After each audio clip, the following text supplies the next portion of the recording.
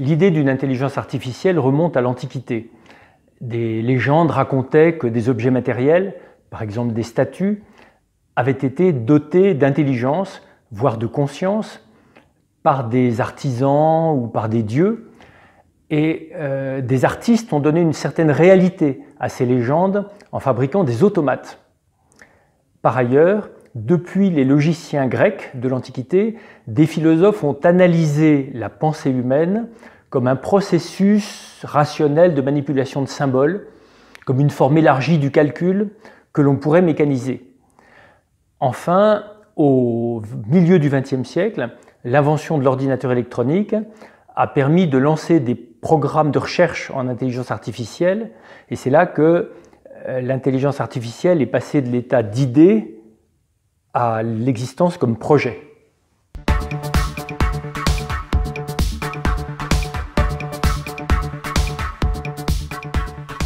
Il y a des risques, mais l'intelligence artificielle ne les cache pas beaucoup.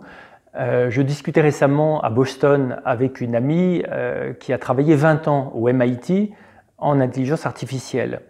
Et elle faisait cette remarque qui est évidente dans la langue anglaise.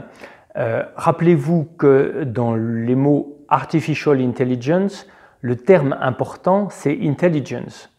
Et elle soulignait la relation étroite qui existait dès le début entre le développement de l'intelligence artificielle et les soutiens financiers accordés par la défense et par les services de renseignement.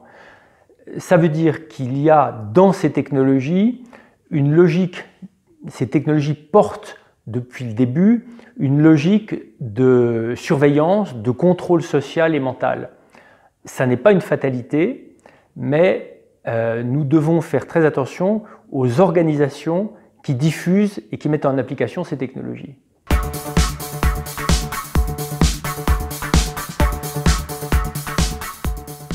Les États-Unis ont une très grande avance et les dirigeants américains ont bien compris depuis longtemps l'intérêt de ces technologies d'intelligence artificielle pour leur soft power et aussi pour le hard power. Les États-Unis et maintenant la Chine sont à la pointe de ces technologies et consacrent des investissements de très loin supérieurs à tout ce que l'Europe mobilise.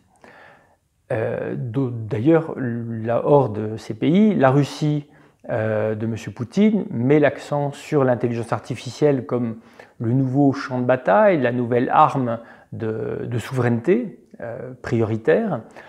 Les pays comme le Royaume-Uni, le Canada et Israël sont très actifs aussi dans cet écosystème émergent. Si l'Europe ne veut pas devenir une colonie numérique, elle doit se donner les moyens de son indépendance et travailler dans la recherche, le développement et l'industrie et soutenir ces industries dans ce domaine.